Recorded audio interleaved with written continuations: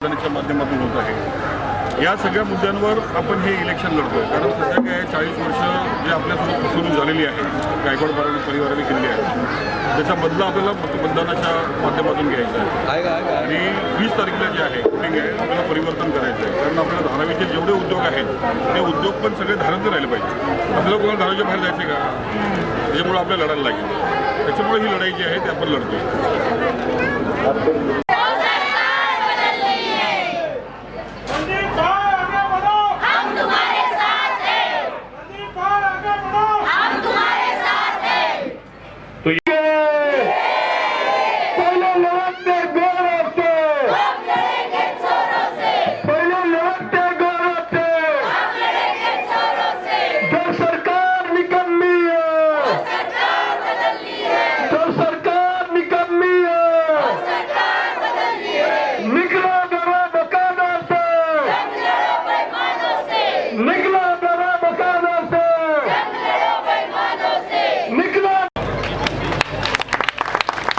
जिनको साथ में लेके हम लड़ेंगे इस धारावी के लिए, क्योंकि मेरा जन्म धारा में हुआ, इसके लिए इस धारावी के लिए मैंने कुछ सपना देखा है। मुझे लगता है कि धारावी के जो आम लोगों की जिंदगी जो है उसमें बदलाव आना चाहिए, क्योंकि बहुत बुरी तरह की जिंदगी जो है हम लोग जीते हैं, हमारे बच्चे जीते हैं। तो ये सब प्रॉब्लम्स के साथ में हम लोग जो है ये आने वाला चुनाव जो लड़ने वाले हैं, इस चुनाव का परिणाम कुछ भी हो, ये लड़ाई हमको लड़नी पड़ेगी, क्योंकि ये धारावी के हर एक बच्चे की लड़ाई है, धारावी के हर एक महिला की लड़ाई है, धारावी के हर एक युवक की लड़ाई है, धारावी के हर एक बुजुर्ग की लड़ाई है। इसमें हिंदू की भी लड़ाई है, मुस्लिम की भी लड़ाई है, क्रिश्चियन की भी लड़ाई है। तो ये लड़ाई धारावी की लड़ाई है, तो ये लड़ाई हमको लड़नी पड़ेगी। तो इस लड़ाई में आगे बढ़ने के लिए मैंने धारावी के लिए कुछ सोचा है। तो मैं आपको दरख्वास्त करता हूं कि जो विजन हमने धारावी के लोगों के लिए देखा है वो विजन धारावी के लोगों को पता चले, क्योंकि यहाँ के लोग जो है, अभी पॉल भाई ने सबको जगाने की कोशिश की, यहाँ के लोग जो है ये जिंदा तो है, लेकिन कैसे जिंदा है इस बारे में उनको ठीक से पता नहीं है। और यही सब चीजों को साथ में लेकर हम लोग ने हमारा एक घोषणा पत्र बनाया है, हमारा एक शपथ पत्र बनाया है। जो शपथ पत्र जो है वो हमने बनाया है 500 रुपए के बॉन्ड के ऊपर। मैं एक वकील हूं तो कायदा समझता हूं, कानून समझता हूं। यहां पे 40 साल से हम लोग जो है सिर्फ धोखा खा रहे हैं। 40 साल से हमको डराया जा रहा है, 40 साल से हमको लालच दी जा रही है और उसके बदले में हमारे वोट लिए जा रहे हैं। वोट के माध्यम से हमने बाप को चुन के दिया, वोट के माध्यम से हमने बेटी को चुन के दिया। अब आ रहे हैं उनके बहन को लेके। उनकी बहन जो है उनका नाम है ज्योति गिरी गोसावी। अचानक में आपने देखा होगा कि यहाँ पे ज्योति गायकवाड़ के नाम से एक उम्मीदवार खड़ा है और वो वोट मांग रहा है। तो ये सब चीजों के ऊपर हम लोग को सोचना है, हमको धारावी के बारे में सोचना है। इसलिए मैं यहाँ पे जो लोग बैठे हैं उनको विनती करता हूँ कि मेरी घोषणा पत्र का जो पहली घोषणा जो मैंने लिखी है उस घोषणा का वीडियो चलाए। कंप्यूटर में कैसे जाने का घर में, क्योंकि हमारे घर में कोई ऐसा पढ़ा लिखा था ही नहीं। मैं पहला जो था व्यक्ति जो हमारे घर पे 10th पास हुआ, तो हमको पता ही नहीं था कि अगर समझो हमको कंप्यूटर इंजीनियर भी बनना है तो उसके लिए क्या करना पड़ता है, क्या टेस्ट देनी पड़ती है, कौन सी कॉमन एंट्रेंस टेस्ट है, क्या है, पता ही नहीं था। अगर मुझे डॉक्टर बनना था तो मुझे पता नहीं था कि मेडिकल में एडमिशन के लिए क्या करना पड़ता है, क्योंकि हमको प्रॉपर करियर गाइडेंस नहीं था। आज हमारे बच्चे जो है हम देखते हैं कि वो स्कूल में तो जाते हैं, उनको भी पता नहीं है कि आगे भविष्य में बनना क्या है।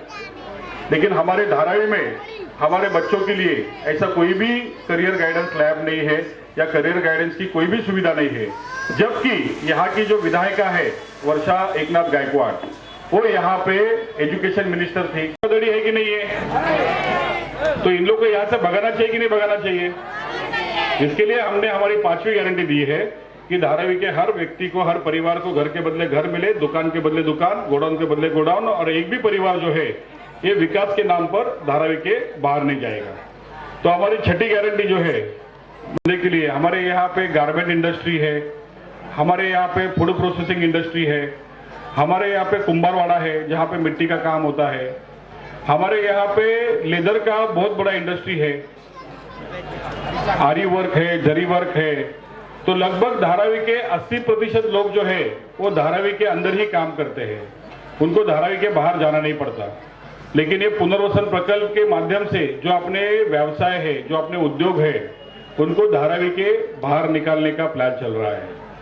तो इसके लिए मैंने सरकार को सुझाव दिया है कि धारावी के हर एक एरिया में एक स्पेशल इकोनॉमिक जोन बनना चाहिए और यहाँ के जितने भी हमारे कारोबार है, व्यवसाय है, ये सभी व्यवसाय जो है ये धारावी के अंदर ही आधुनिक तरीके से यहाँ पे उठाओ बल्ला, उठाओ बल्ला, उठाओ बल्ला।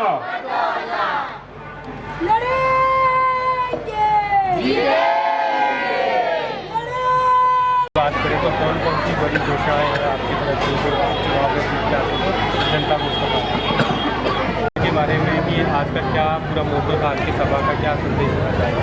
देखिए, विधानसभा चुनाव है और हम लोग धारावी के आम लोगों की लड़ाई लड़ रहे हैं। हम लोग ना ही यहाँ पे कोई हमारे रिश्तेदार को, हमारे परिवार को, हमारे बहन को वोट मांग रहे हैं, ना ही हम लोग कोई विकासक के लिए वोट मांग रहे हैं। हम लोग वोट मांग रहे हैं धारावी के आम लोगों के लिए, क्योंकि पिछले 40 सालों से धारावी के आम लोग जो है वो परेशान है। यहाँ पे आम लोगों के लिए शौचालय नहीं है, यहाँ पे ना ही स्कूल बन पाया, ना कॉलेज बन पाया, ना यहाँ पे स्वास्थ्य के लिए कोई अस्पताल बन पाया। धारावी में आप देखोगे तो जगह जगह पे आपको कूड़ा कचरा दिखेगा, जगह जगह पे कचरे का ढीक दिखेगा। यहाँ पे अभी विकास के नाम पर धारावी के लोगों को धारावी के बाहर भगाने का प्लान चल रहा है। इस प्लान में सभी लोग शामिल हैं, ये सब पार्टियों ने, कांग्रेस ने, शिवसेना ने, जितनी भी पार्टियां हैं, महाविकास हो, महायुति हो, महाविकास आघाड़ी में सबसे बड़े नेता जो है वो पवार साहब है। और पवार साहब जो है वो खुद अदानी के साथ में घूमते हैं। रोहित पवार जो है खुद अदानी के ड्राइवर बन के गाड़ी लेके घुमाते हैं। तो उनके ऊपर हमको पूरा संदेह है कि अगर उनकी सत्ता भी आती है तो धारावीकरों को न्याय मिलने वाला है नहीं। इसके लिए महाविकास आघाड़ी के ऊपर हमारा भरोसा नहीं है। और जहाँ पे महायुति की बात है, महायुति तो खुद अदानी है, क्योंकि महायुति जो है वो अदानी का ही काम करने वाला है। तो इसके लिए हमको चाहिए कि धारावी के लिए आम लोगों की जो लड़ाई है धारावी का लड़े। तो मेरे जितने साथी हैं सब लोग ने मुझे विनती करके यही कहा कि हम लोग को लड़ना पड़ेगा, धारावी के लोगों की लड़ाई लड़नी पड़ेगी। धारावी के लोग जो अमानवीय जीवन जी रहे हैं, बेसिक जो ह्यूमन राइट्स है, यानी शौचालय हो, स्कूल हो, स्वास्थ्य हो, इससे हमारे लोग जो वंचित हैं, उनको अगर हमको न्याय देना होगा तो हमको चुनाव लड़ना पड़ेगा। और चुनाव ही एक माध्यम है जिसके द्वारा हम लोग लोगों का विकास कर सकते हैं, लोगों के जीवन में बदलाव ला सकते हैं। इसके लिए हम लोग सब मिलके यहाँ पे हमारे जितने साथी हैं, मैं अकेला उम्मीदवार नहीं हूँ, मेरे साथ में जितने लोग मेरे खड़े हैं वो सब उम्मीदवार हैं। और जो जोश से मैं लड़ रहा हूँ वही जोश से हमारे सब साथी लड़ रहे हैं। और हाथ में हमने बल्ला लिया है, क्योंकि धारावी की सब पॉलिटिकल पार्टीज ने फील्डिंग लगाई है। अगर ये बल्ला आउट होता है हमारा तो पूरी धारावी जो है वो आउट हो जाएगी और हमको मानपुर के डंपिंग ग्राउंड पे या भांडू मुलुंड विक्रोली के सॉल्ट पन पे फेंका जाएगा। इसके लिए हम लोग ये चुनाव लड़ते हैं। इस बार के चुनाव में कौन कौन से धारावी के लिए बड़े मुद्दे हैं जिनको आप पकड़ के चुनाव? देखिए, यहाँ पे जो विधायिका है उनका परिवार 40 साल से राज कर रहा है, लेकिन यहाँ पे 40 साल में कुछ विकास नहीं हुआ। इसके लिए हमने सबसे पहला उनको यही सवाल पूछा कि हमको पिछले 40 साल का हिसाब दो। लेकिन पिछले 40 सालों में यहाँ पे ना शौचालय बन पाया, ना स्कूल बन पाया, ना अस्पताल बन पाया। यहाँ के अगर आप कचरे की अवस्था देखोगी तो बहुत खराब है। लेकिन आप वो कौन सा मुद्दा लेके आइए, अदानी हटाओ धारावी बचाओ। धारावी के लोग जो है यहाँ पे हमारे यहाँ पे सनराइज भी नहीं पूछते, मतलब सूरज की किरण भी हमारे घर पे नहीं पूछते। ऐसी ज़िंदगी हम लोग जी रहे हैं। तो हमको सबको विकास चाहिए, लेकिन विकास के नाम पर धारावी के बाहर हमको जाना नहीं है। धारावी के हर एक परिवार को घर के बदले घर मिले, दुकान के बदले दुकान मिले, ये लड़ाई मैं पिछले 10-12 साल से लड़ रहा हूँ। पहले मैं लड़ाई वर्षा गायकवाड़ के खिलाफ ही लड़ता था, क्योंकि वही यहाँ से 40-20 साल से वही विधायक रही है, वही यहाँ पे मंत्री रही है और पूरी पॉलिसी जो है वो उनके कार्यकाल में ही बनी है। लेकिन आज वो मैदान पे उतरती है और लोगों को बोलती है अदानी हटाओ, धारावी बचाओ, धारावी को लोग बाहर निकालो। तो धारावी के लोगों को उनके ऊपर भरोसा नहीं है और धारावी के लोगों के साथ में उन्होंने पहले धोखाधड़ी की है, क्योंकि उनकी बहन जो है ज्योति गिरी गोसावी, उनका नाम उसने चेंज कर दिया है, उसका एड्रेस चेंज कर दिया है और जून 2024 में ये सब कारनामा करने के बाद में अब वो धारावी की बेटी बनकर धारावी के लोगों के सामने आकर वोट मांग रही है। ये सबसे बड़ी धोखाधड़ी है। देखिए, मैं पेशे से वकील हूँ, इसके लिए हमने शपथ पत्र 500 रुपये के बॉन्ड पेपर बनाए हैं। मैं धारावी के सभी लोगों को ये बॉन्ड पेपर के माध्यम से 6 गारंटियाँ जो है, ये मैंने 6 गारंटी जो है धारावी के लोगों को दी है। ये सबसे पहली गारंटी ये है कि धारावी के सभी लोगों को 24 घंटा और मुफ्त शौचालय मिले, क्योंकि यहाँ पे शौचालय माफिया है और यहाँ पे 12 बजे शौचालय बंद किया जाता है और सुबह 5 बजे खोला जाता है। तो 12 के बाद में अगर किसी को टॉयलेट आती है तो उसको अपने घर में ही करनी पड़ती है और उसकी वजह से बीमारी फैलती है। दूसरी गारंटी यहाँ पे मैंने शिक्षा के लिए, स्वास्थ्य के लिए दी है, क्योंकि स्वास्थ्य की यहाँ की ऐसी व्यवस्था है कि यहाँ पे नया अस्पताल नहीं बन पाया, यहाँ पे कोई हेल्थ क्लिनिक नहीं है, कुछ नहीं है। धारावी के लोगों को प्राइवेट हॉस्पिटल जाना पड़ता है, एक बेड पे 3 लोग को लेटना पड़ता है, 3 सोना पड़ता है और प्राइवेट अस्पताल में जाओगे तो लाखों रुपया बिल लेके वो लोग मिलते हैं। तो इसके लिए हमने यहाँ पे स्वास्थ्य गारंटी है। शिक्षा के लिए यहाँ पे एजुकेशन मिनिस्टर रहते हुए वर्षा गायकवाड़ ने कोई भी स्कूल कॉलेज यहाँ पे नहीं बनाया। धारावी के लोगों को धारावी के नाम पर धारावी के बाहर एडमिशन नहीं मिलता। ऐसे काफ़ी लोग हैं, खाली पिन कोड की वजह से उनको एडमिशन नहीं मिलता, ऐसी परिस्थिति है। तो धारावी के बच्चों के भविष्य के लिए हम लोग धारावी में आधुनिक करियर लैब बनाने की कोशिश करेंगे, जिसके धारावी के बच्चों को आगे क्या करना है वो पता चले। हमारी चौथी गारंटी जो है वो धारावी को कचरा मुक्त करने के लिए है, क्योंकि धारावी में जगह जगह पे कूड़ा कचरा है और कचरे से ही रोगराई फैलती है और लोग बीमार पड़ते हैं। तो हम लोग कचरे की योग्य प्लानिंग करेंगे और पूरा कूड़ादानी लगाएंगे। हमारी 5वीं गारंटी ये है कि धारावी के हर व्यक्ति को, हर परिवार को घर के बदले घर मिले, दुकान के बदले दुकान मिले और धारावी का एक भी परिवार जो है ये विकास के नाम पर धारावी के बाहर नहीं जाए। हमारी 6ठी गारंटी ये है कि धारावी के सभी उद्योगों का आधुनिक तरीके से धारावी में पुनर्वसन, क्योंकि धारावी में गारमेंट इंडस्ट्री है, प्लास्टिक इंडस्ट्री है, फूड प्रोसेसिंग इंडस्ट्री है, लेदर इंडस्ट्री है, कुंभारवाड़ा है।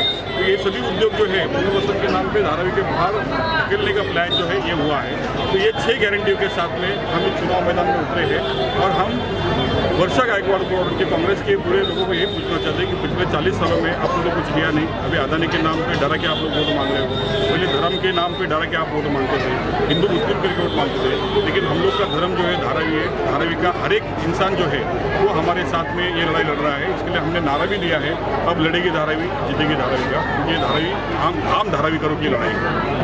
अंतिम सवाल है कि आप धारावी की जनता से क्या संदेश देना चाहते हैं, आपको क्यों आपको? देखिए, धारावी के लिए हम लोग पिछले अनेक वर्षों से लड़ रहे हैं। धारावी के साथ में कांग्रेस ने 40 साल से धोखाधड़ी की है और इसका जवाब हमको देना पड़ेगा। हमारा जो पास था, जो भूतकाल था, वो तो इन्होंने खराब कर दिया। हमारा वर्तमान खराब हो रहा है, लेकिन हमारा भविष्य जो है वो अगर सुधरना है, भविष्य अगर हमको बचाना है, तो हमको नए भविष्य के लिए नया नेतृत्व धारावी में बनना पड़ेगा और नए नेतृत्व के लिए हम सब धारावी कर तैयार है और धारावी की तरफ से बल्लेबाजी करने के लिए मैं मैदान में हूँ। सर, जो बीजेपी है या कांग्रेस है, उनके स्टार प्रचारक अलग अलग राज्यों से यहाँ आ रहे हैं, यहाँ भी आ रहे हैं, कितना प्रभाव उनका रहता है जो वोटर उस साइड हो जाए? देखिए, ये लोग जात की, धर्म की ये राजनीति करते हैं। तेलुगु वोटर्स को लुभाने के लिए कल उन्होंने रेवंत रेड्डी को लाया, लेकिन वो भूल गए रेवंत रेड्डी की अदानी की डील है तेलंगाना में। तो वैसे आदमी को लाके वो खुद अपने आप को एक्सपोज कर रहे हैं कि धारावी के बारे में उन्होंने डील की है। कल यहाँ पे माधवी लता आई थी, जो हिंदू मुस्लिम के लिए बहुत सुप्रसिद्ध है, जो हिंदू मुस्लिम हमेशा करती है, दंगे लगाने की बात करते हैं। तो ऐसे दंगेखोरों को ये लाने की यहाँ पे कोशिश कर रहे हैं। कल इमरान प्रतापगढ़ी आया था, मुसलमानों के वोट लेने के लिए इनको ये सब करना पड़ता है। अगर इन्होंने विकास किया होता, धारावी में कुछ भी काम किया होता, मैं आपके माध्यम से मैं वर्षा गायकवाड़ को चैलेंज देता हूँ कि अगर उसने धारावी के लिए अगर 5 काम किए होंगे तो 5 काम बताओ कि आपने धारावी के हित में किए हैं। तो मैं आने वाला चुनाव जो है ये मैं नहीं लड़ूंगा और मैं उनके लिए जनता के सामने जाके वोट मांगूंगा। तो वो काम के आधार पर नहीं, ये स्टार प्रचारक और ये हिंदू मुस्लिम, ये अदानी, इनके नाम पर वोट मांगने की कोशिश करते हैं। सर करीब 20-25 साल से तो मेरे ध्यान में है कि यहाँ का विकास होने के लिए बहुत सारी योजना बन रही है। कौन सी बहुत बड़ी कारण होगा जो आपके नज़र में बहुत बड़ा कारण है? क्योंकि बीजेपी गवर्नमेंट भी आई, कांग्रेस की गवर्नमेंट भी आई, दोनों गवर्नमेंट आई, उसके बावजूद यहाँ का विकास नहीं हुआ है। देखिए, ये पूरी लड़ाई जो है वो कमीशन की है। पॉलिटिकल पार्टीज को बड़े बड़े कमीशन खाने हैं, तो इनके कमीशन के चक्कर में पूरी धारावी जो है इतने अनेक वर्षों से ऐसे अविकसित होकर पड़ी है। 2004 से पूरे सारे प्रोजेक्ट यहाँ पे स्क्रैप किए गए। 2004 से 2020 तक 20 साल हो गए यहाँ पे विकास के नाम पर एक ईंट भी रची नहीं गई। तो आप सोचिए कि जी क्या क्या परिस्थिति में धारावी का जिंदगी जीता रहे। तो ये लोग सिर्फ अपना कमीशन खाने के लिए ग्लोबल टेंडर, ये बिल्डर वो बिल्डर, उसके चक्कर में उन्होंने धारावी को हिस्सा पड़ा है।